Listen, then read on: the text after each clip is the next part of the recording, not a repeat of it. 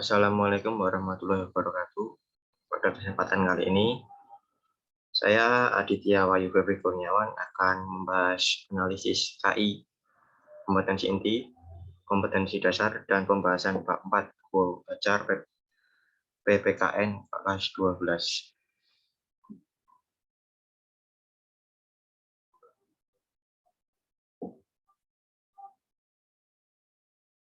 Yang pertama, pada kesempatan kali ini, bahasan kita adalah yang pertama, kompetensi inti dan kompetensi dasar. Yang kedua, hakikat negara kesatuan Republik Indonesia. Di sini kita akan membahas konsep negara kesatuan dan karakteristik negara kesatuan Republik Indonesia. Yang ketiga, kita akan membahas persatuan dan kesatuan bangsa Indonesia dari masa ke masa. Mulai dari masa revolusi kemerdekaan, masa Republik Indonesia Serikat, demokrasi liberal, orde lama, orde baru, dan masa reformasi. Dan yang keempat, kesimpulan. Yang pertama, kompetensi inti dan kompetensi dasar. Kompetensi inti yang pertama, siswa, yaitu sikap spiritual. Siswa diharapkan dapat menghayati dan mengamalkan ajaran agama yang dianutnya. Pada kompetensi dasar yang pertama, siswa diharapkan dapat menghargai perbedaan sebagai anugerah Tuhan Yang Maha Esa dalam rangka menghormati hak asasi manusia. Yang kedua, peserta didik diharapkan dapat menjalankan perilaku orang beriman dalam praktik perlindungan dan penegakan hukum untuk menjamin keadilan dan keamanan. Kompetensi dasar yang ketiga, peserta didik diharapkan dapat menyikapi pengaruh kemajuan iptek dengan tetap memegang nilai-nilai dari ketuhanan Yang Maha Esa. Yang keempat, peserta didik diharapkan dapat mensyukuri persatuan dan kesatuan bangsa sebagai upaya dalam menjaga dan mempertahankan negara kesatuan Republik Indonesia sebagai bentuk pengabdiannya. Dalam pokok bahasan, ada 4 pokok bahasan. Yang pertama, peserta didik akan mempelajari apa itu makna, hak, dan kewajiban warga negara. Yang kedua, peserta didik akan mempelajari apa substansi hak dan kewajiban warga negara dalam Pancasila. Yang ketiga, peserta didik akan mempelajari apa saja kasus-kasus pelanggaran hak dan pengingkaran kewajiban warga negara. Dan pokok bahasan keempat, peserta didik akan mempelajari bagaimana penanganan pelanggaran hak dan kewajiban dan pengingkaran kewajiban warga negara.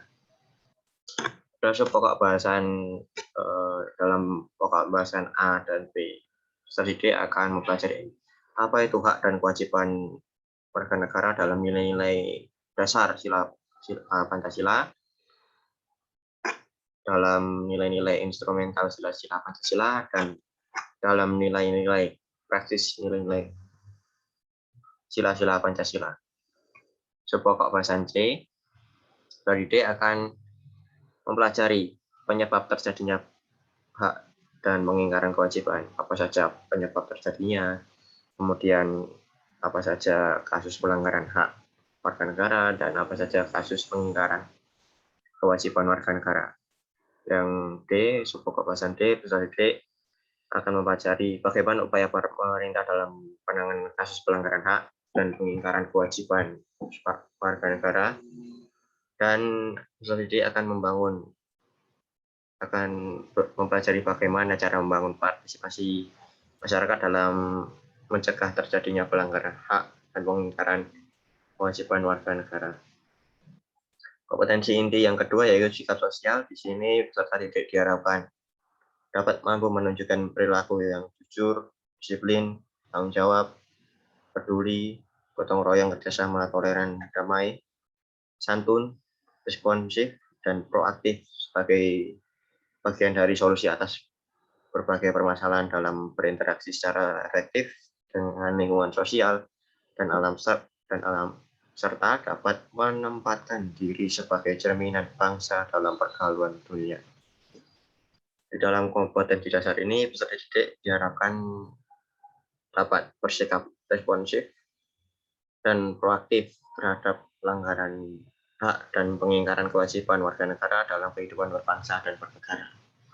Yang kedua, peserta didik diharapkan dapat berperilaku jujur dalam praktik perlindungan dan penegakan hukum di tengah masyarakat. Yang ketiga, peserta didik diharapkan dapat bertanggung jawab dalam bagaimana menyikapi pengaruh kemajuan iptek dalam bingkai Bhinneka Tunggal Ika. Dan yang keempat, peserta didik diharapkan dapat bersikap proaktif dalam membangun persatuan dan kesatuan bangsa sebagai upaya dalam menjaga dan mempertahankan NKRI. Di sini terdapat tiga pokok bahasan. Yang pertama, peserta didik akan mempelajari bagaimana dan apa itu hakikat perlindungan dan penegakan hukum. Yang kedua, peserta didik akan mempelajari apa saja peran lembaga penegak hukum dalam menjamin keadilan dan kedamaian. Dan yang terakhir, peserta didik akan mempelajari bagaimana dinamika pelanggaran hukum. Pada pokok bahasan dari pokok pembahasan A, peserta didik akan mempelajari apa itu perlindungan dan penegakan hukum, bagaimana konsepnya. Dan peserta didik akan mempelajari apa sih pentingnya perlindungan dan penegakan hukum. Pada pokok bahasan B, peserta didik akan mempelajari bagaimana peran kepolisian, peran kejaksaan, peran hakim, peran advokat, dan peran Komisi Pemberantasan Korupsi atau KPK dalam penegakan hukum di Indonesia. Pada pokok bahasan C, peserta didik akan mempelajari berbagai kasus pelanggaran hukum, macam-macam sanksi atas pelanggaran hukum, dan bagaimana dan apa saja bentuk partisipasi dalam perlindungan dan penegakan hukum. Kompetensi inti yang ketiga yaitu pengetahuan. Di sini peserta didik diharapkan dapat memahami, menerapkan, menganalisis, dan mengevaluasi pengetahuan faktual, konseptual, prosedural, dan metakognitif berdasarkan rasa ingin tahunya tentang ilmu pengetahuan, teknologi, seni, budaya, dan humaniora dengan wawasan kemanusiaan, kebangsaan, kenegaraan, dan peradaban terkait penyebab fenomena dan kejadian, serta menerapkan pengetahuan prosedural pada bidang kajian yang spesifik sesuai dengan bakat dan minatnya untuk memecahkan masalah. Pada kompetensi dasar ini, peserta didik diharapkan mampu menganalisis nilai-nilai Pancasila terkait dengan kasus-kasus pelanggaran hak dan pengingkaran kewajiban negara dalam kehidupan berbangsa dan bernegara. Peserta didik juga diharapkan dapat mengevaluasi praktik perlindungan dan penegakan hukum untuk menjamin keadilan dan kedamaian. Peserta didik diharapkan dapat mengidentifikasi bagaimana pengaruh kemajuan iptek terhadap negara dalam bingkai Bhinneka Tunggal Ika. Dan yang terakhir, peserta didik diharapkan dapat mengevaluasi dinamika persatuan dan kesatuan bangsa sebagai upaya menjaga dan mempertahankan negara kesatuan Republik Indonesia. Di sini terdapat dua pokok bahasan. Yang pertama, peserta didik akan belajar mengidentifikasi bagaimana pengaruh iptek terhadap NKRI dan membangun sikap selektif dalam menghadapi berbagai pengaruh kemajuan iptek. Pada pokok bahasan yang A, peserta didik akan belajar bagaimana dan apa saja pengaruh positif dan pengaruh negatif kemajuan iptek bagi kehidupan bermasyarakat, berbangsa, dan bernegara. Pada pokok bahasan B, peserta didik akan belajar apa saja dan bagaimana sikap tanggung jawab terhadap pengembangan iptek dan bagaimana menumbuhkan sikap selektif, membangun dan menumbuhkan sikap selektif terhadap pengaruh kemajuan iptek. Kompetensi inti yang keempat yaitu keterampilan. Peserta didik diharapkan dapat mengolah, menalar, menyaji dan mencipta dalam ranah konkret dan ranah abstrak terkait dengan pengembangan dari yang dipelajarinya di sekolah secara mandiri serta bertindak secara efektif dan kreatif dan mampu menggunakan metode yang sesuai dengan kaidah keilmuan. Dalam kompetensi dasar, peserta didik diharapkan dapat menyajikan hasil analisis nilai-nilai Pancasila terkait dengan kasus-kasus pelanggaran hak dan pengingkaran kewajiban warga negara dalam kehidupan berbangsa dan bernegara. Peserta didik diharapkan dapat mendemonstrasikan hasil evaluasi praktik perlindungan dan penegakan hukum untuk menjamin keadilan dan kedamaian.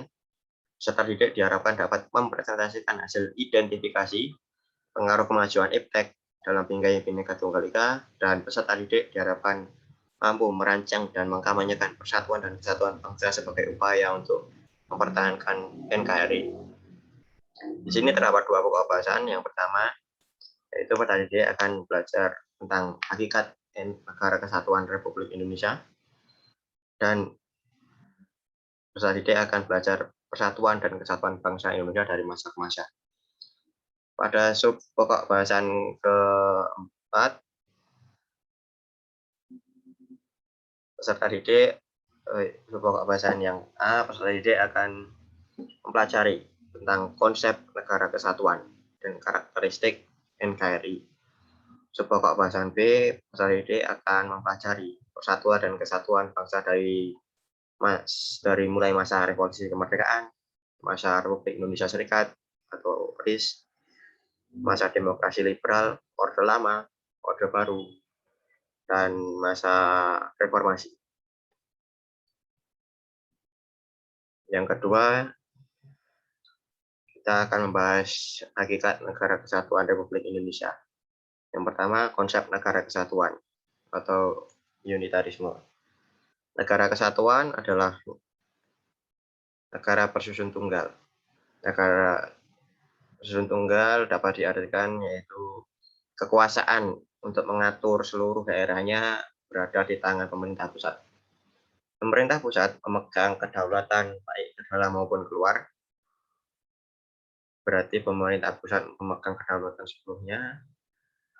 Negara kesatuan dapat dibedakan menjadi dua macam sistem, yaitu sistem sentralisasi dan desentralisasi. Sistem sentralisasi itu semua hal negara yang bersistem sentralisasi, yaitu pemerintah pusat mengatur semua hal, sedangkan daerahnya hanya menjalankan perintah-perintah dan peraturan-peraturan dari pemerintah pusat. Daerah tidak diberikan wewenang untuk membuat peraturannya sendiri. Sedangkan sistem desentralisasi yaitu pemerintah pusat akan memberikan kekuasaan bagi pemerintah daerah untuk mengurus daerahnya sendiri. Nah, bagaimana dengan negara kita? Bagaimana dengan NKRI? Indonesia merupakan negara kesatuan yang menganut sistem desentralisasi dengan melalui otonomi daerah. Dengan sistem ini, pemerintah pusat memberikan sebagian kewenangannya dalam memerintah kepada daerah otonom. Yang kedua, karakteristik Negara Kesatuan Republik Indonesia.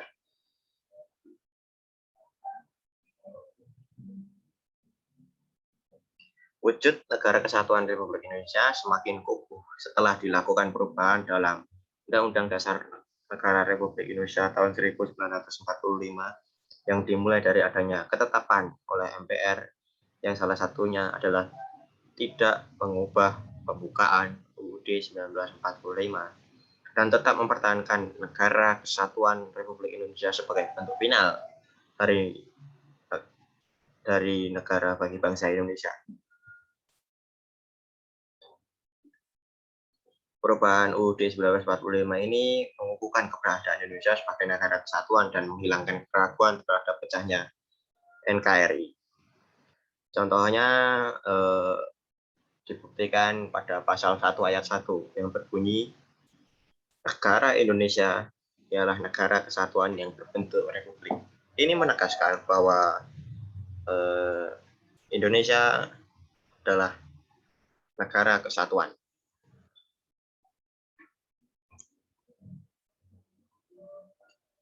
Karakteristik negara kesatuan Indonesia juga dapat dipandang dari segi wilayah.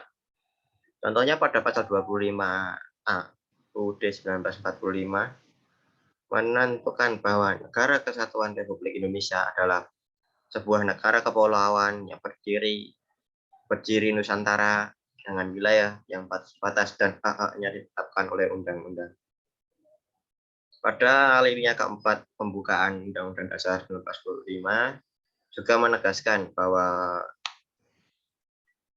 negara Indonesia menganut prinsip kesatuan yang berbunyi dalam upaya membentuk suatu pemerintah negara Indonesia yang melindungi segenap bangsa Indonesia dan seluruh tumpah darah Indonesia.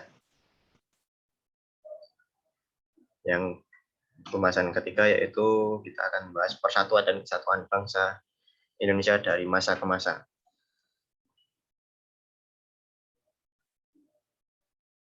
Dalam mempertahankan bentuknya sebagai negara kesatuan, negara Indonesia, bangsa Indonesia tidaklah semulus yang kita lihat. Sejarah mencatat ada 6 periode besar pemerintahan yang ada di Indonesia. Yang periode pertama yaitu persatuan dan kesatuan pada masa revolusi kemerdekaan atau tepatnya pada tanggal 18 Agustus 1945 sampai tanggal 27 Desember 1949. Dalam periode ini yang dipakai sebagai pegangan adalah Undang-Undang Dasar 1945. Akan tetapi dalam pelaksanaannya belum dapat dijalankan secara murni dan konsekuen. Hal ini dikarenakan bangsa Indonesia baru saja memproklamasikan kemerdekaannya. Pada tanggal 14 November 1945, Indonesia memulai kehidupan baru sebagai penganut sistem pemerintahan parlementer. Namun, sistem pemerintahan parlementer ini juga tidak bertahan lama. Sistem tersebut hanya berlaku mulai tanggal 14 Agustus 1945 sampai 27 Desember 1949. Dalam kurun waktu ini, Indonesia cukup banyak berganti kabinet. Mulai dari kabinet Amir Syarifuddin I, mulai 3 Juli 1947 sampai 11 November 1947, kabinet Amir Syarifuddin II, 11 November 1947 sampai 29 Januari 1948, kabinet Hatta I, 29 Januari 48 sampai 4 Agustus 49, kabinet darurat yang pada saat itu Indonesia kembali coba diambil kekuasaannya oleh Belanda, yang dipimpin kabinet darurat ini dipimpin oleh Mr. Syarifuddin Prawiranegara pada 19 Desember 48 sampai 13 Juli 49. Dan yang terakhir kabinet Hatta 2 mulai 4 Agustus 1949 sampai 20 Desember 49. Pada periode ini di Indonesia juga terdapat gerakan-gerakan separatis yang mengancam persatuan dan kesatuan. Antara lain yang pertama gerakan pemberontakan Partai Komunis Indonesia di Madiun tahun 48. Pemberontakan ini dipimpin oleh Musso, dan tujuan dari pemberontakan PKI Madiun ini adalah ingin mengganti dasar negara Pancasila dengan dasar negara komunis. Pemberontakan ini akhirnya berhasil ditumpas oleh TNI yang dibantu rakyat. Yang kedua yaitu gerakan Darul Islam atau Tentara Islam Indonesia di daerah Jawa Barat. Pemberontakan DII di Jawa Barat ini dipimpin oleh Sukarmaji Marijan atau lebih dikenal oleh kita Kartosuwiryo. DII di Jawa Barat ini memiliki cita-cita tujuan untuk mendirikan negara Islam Indonesia. Namun gerakan ini pada akhirnya dapat dikemas oleh pasukan TNI yang dibantu oleh rakyat menggunakan operasi pagar betis di Gunung Keber. Yang kedua, Persatuan dan Kesatuan Bangsa pada masa Republik Indonesia Serikat, tepatnya 27 Desember 1949 sampai 17 Agustus 1950. Pada masa ini, yang dijadikan sebagai pegangan adalah Konstitusi Republik Indonesia Serikat tahun 1949. Sistem pemerintahan yang dianut pada periode ini adalah sistem parlemen dengan kabinet semu. Sistem pemerintahan ini memiliki karakteristik yang diantaranya yaitu pengangkatan Perdana Menteri dilakukan oleh Presiden, bukan oleh Parlemen sebagaimana lazimnya. Kekuasaan Perdana Menteri masih dicampur tangani oleh Presiden. Pembentukan kabinet dilakukan oleh Presiden dan bukan oleh Parlemen. Karakteristik berikutnya, pertanggungjawaban kabinet adalah kepada DPR, namun harus melalui keputusan pemerintah dulu. Yang kelima, parlemen tidak mempunyai hubungan erat dengan pemerintah sehingga DPR tidak punya pengaruh besar terhadap pemerintah. Yang keenam, presiden RIS mempunyai kedudukan rangkap, yaitu sebagai kepala negara dan kepala pemerintahan. Pada periode ini juga terdapat gerakan-gerakan separatis. Di antaranya Gerakan Perang Ratu Adil atau APRA. Gerakan ini dipimpin oleh Kapten Raymond Westerling. Gerakan ini didasari dengan adanya kepercayaan rakyat akan datangnya seorang ratu yang adil, yang akan membawa mereka ke suasana yang aman dan tentram, serta pemerintah dengan adil dan bijaksana. Gerakan ini berhasil ditumpas oleh operasi militer yang dilakukan oleh pasukan Siliwangi. Yang kedua, pemberontakan Andi Aziz di Makassar.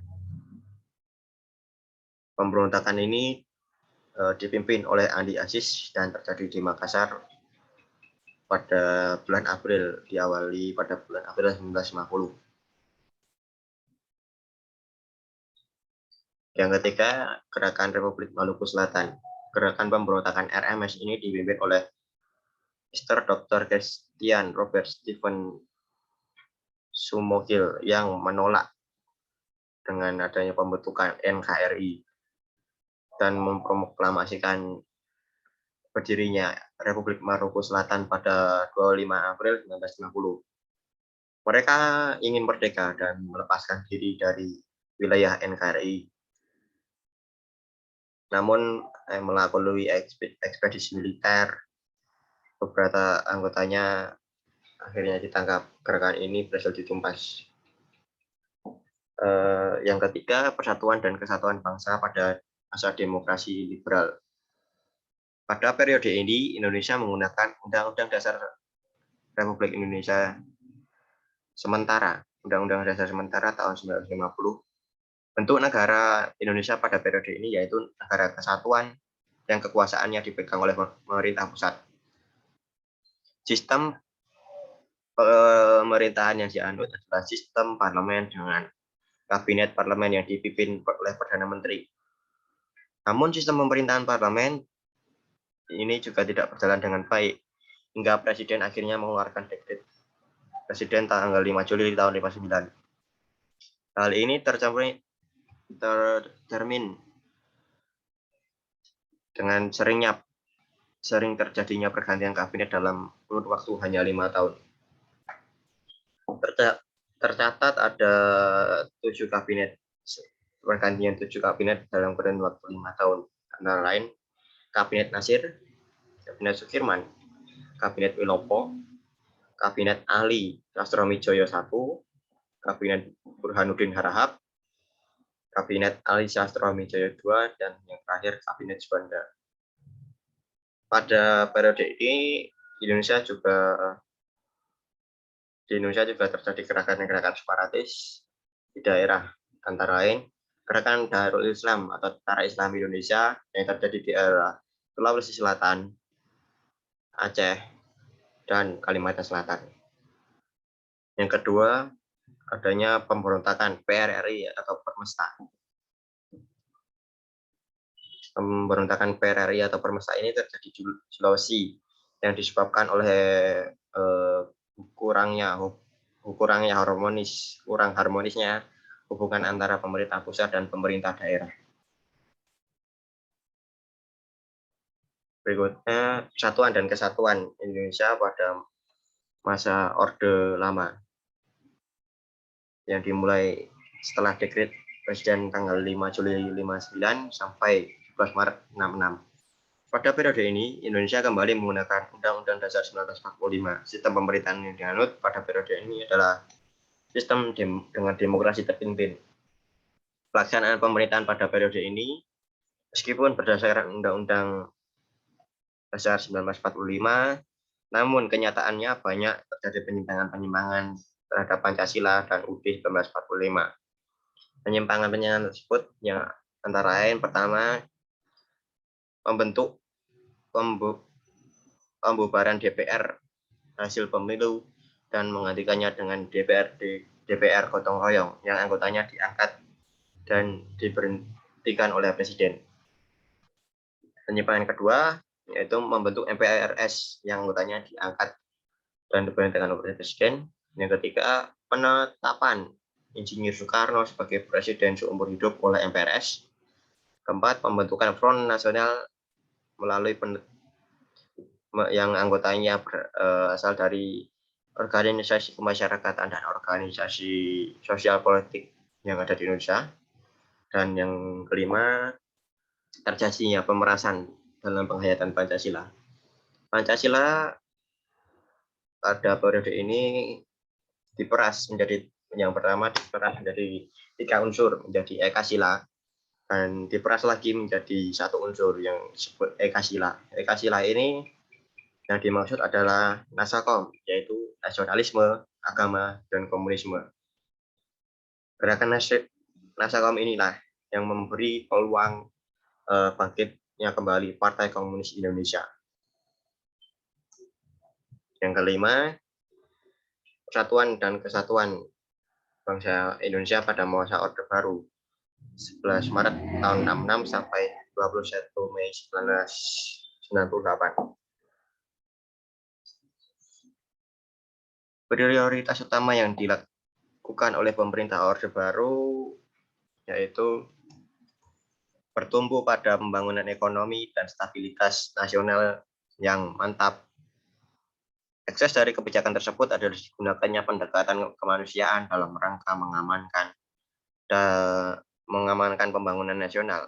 Sistem pemerintahan Orde Baru ini memiliki beberapa kelebihan dan pencapaian, antara lain pendapatan per kapita masyarakat Indonesia yang meningkat, suksesnya program transmigrasi, suksesnya program KB atau keluarga berencana, dan sukses memerangi buta huruf. Namun, dalam prakteknya, sistem pemerintahan Orde Baru ini juga ada beberapa kelemahan atau kekurangan dan penyimpangan di sana. Yang pertama, di bidang ekonomi. Penyelenggaraan ekonomi tidak didasarkan pada Undang-Undang Dasar 1945. Terjadinya praktek monopoli ekonomi, pembangunan ekonomi hanya bersifat sentralistik, sehingga terjadi jurang pemisah antara pusat dan daerah. Dan pembangunan ekonomi hanya dilandasi oleh kepentingan individu. Kedua, di bidang politik, kekuasaan dan kedudukan presiden untuk periode ini lebih dominan daripada lembaga eksekutif. Pemerintah juga bersifat sentralistik dan tidak ada kebebasan mengkritik, serta praktik KKN atau korupsi dan nepotisme biasa terjadi. Yang ketiga, di bidang hukum, supremasi hukum tidak dapat ditegakkan, serta hukum bersifat kebal terhadap penguasa dan konglomerat yang dekat dengan penguasa.